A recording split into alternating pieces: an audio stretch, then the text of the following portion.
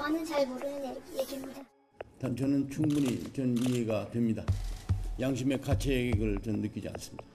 이해가 된다고요? 네. 그때 한 선생님이 증언대 앞에 섰습니다. 사회에 필요한 일을 하고 부끄럽지 않은 일을 하라고 가르쳤습니다. 근데 이 자리에 와서 제가 지금 들으면서 상당히 회의를 많이 느낍니다. 제가 생각하는 진실과 여기서 지금 언급되고 있는 진실들이 과연 어떤 것이 진실인지 모르지만 하나씩 짚어보죠. 떨리던 목소리에는 힘이 실리기 시작했습니다.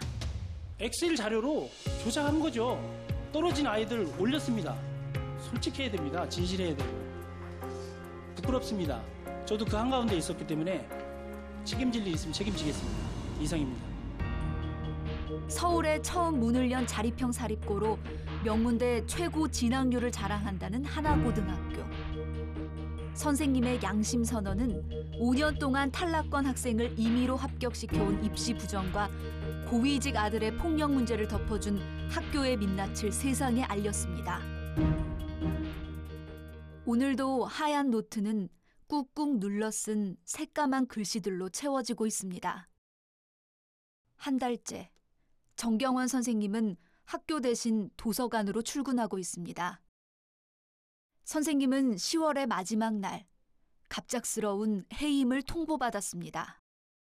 선생님 내일은 자료 몇 페이지까지 뽑아와요? 이렇게 물어봤던 아이들한테 인사도 못하고 이렇게 나오는 이런 어떤 문화가 이게 과연 정상적인가 싶기도 하고.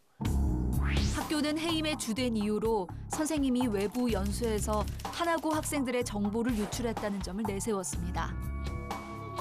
하지만 선생님은 그건 형식적인 핑계일 뿐 1년 전 내부 고발에 대한 보복 징계라는 걸 누구보다 잘 알고 있습니다.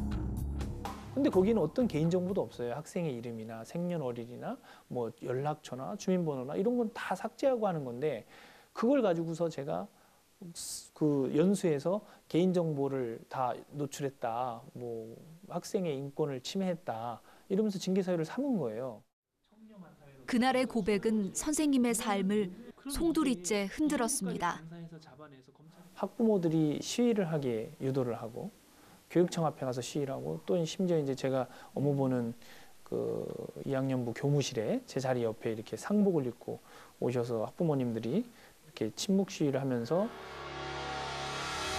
그 중에서도 가장 힘든 건 조직의 배신자라는 주변의 시선과 냉대였습니다. 심지어 뭐 회식 자리에서는 법인 사무국장이라는 분이 선생님들한테 당신들 가만히 있으면 성과급 얼마 나오는지 한번 두고 보라고 이런 식으로까지 막 압력을 주고 저랑 아는 척을 하는 것조차도 선생님들은 힘들어 하는 거고 복도에서 만나도 뭐 아는 척 안 했으면 좋겠다라는 사인을 이렇게 막 보낼 정도로 그래서 저랑 이야기하는 것 자체가 금기였어요. 하지만 달라진 건 아무것도 없었습니다. 교육청이 파면을 요구한 전현직 교장 교감은 어떤 징계도 받지 않았고 이미 교육청과 의회에서 조사가 끝난 사안인데도 1년 넘게 결과를 내놓지 않고 있던 검찰은 최근 불기소 처분으로 수사를 마무리했습니다.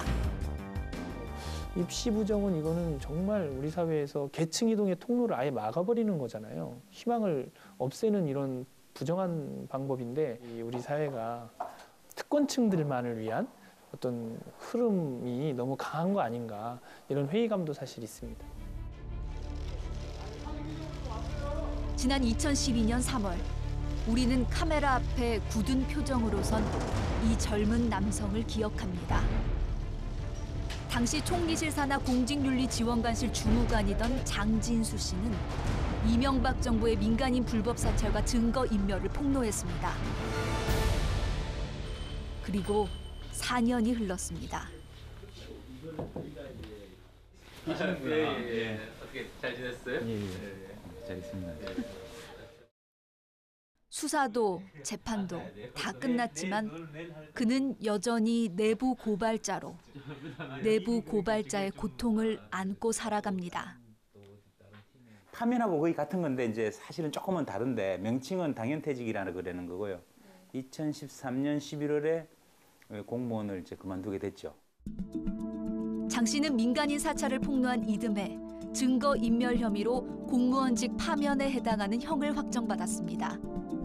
물론 장 씨가 민간인 사찰의 증거를 없애는 데 동참한 건 사실입니다.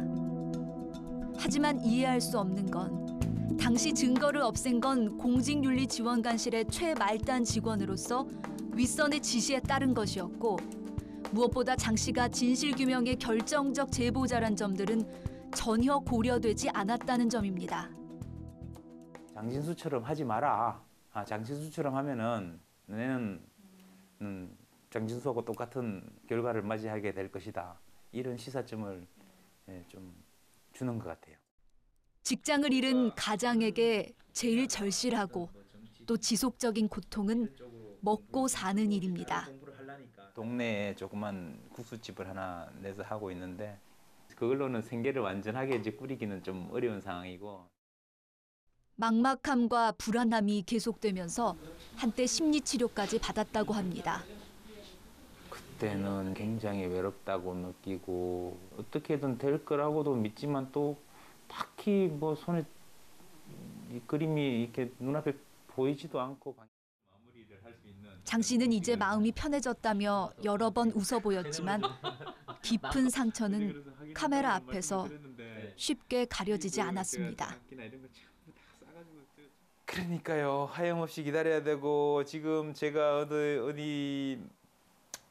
어느 기업에 간다 그랬을 때 어떤 사람들이 고운 시선으로 봐줄까, 뭐 이런 생각도 들고.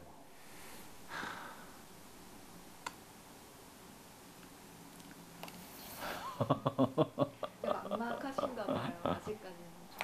네.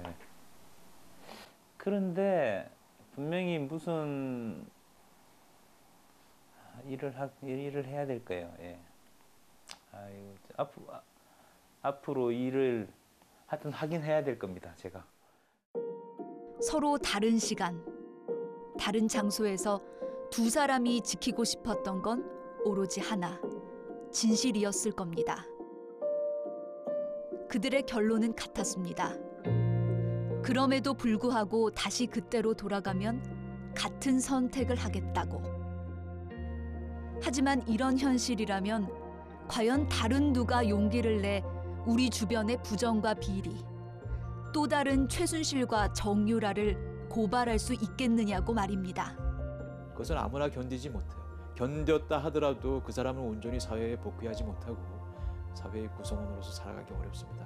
법에 저촉되지 아니하는 아주 사소한 문제를 가지고 무시하는 식으로 대우를 받으면 얼마 가지 못해요. 너무 그게 보편적이고 굉장히 잔인하죠.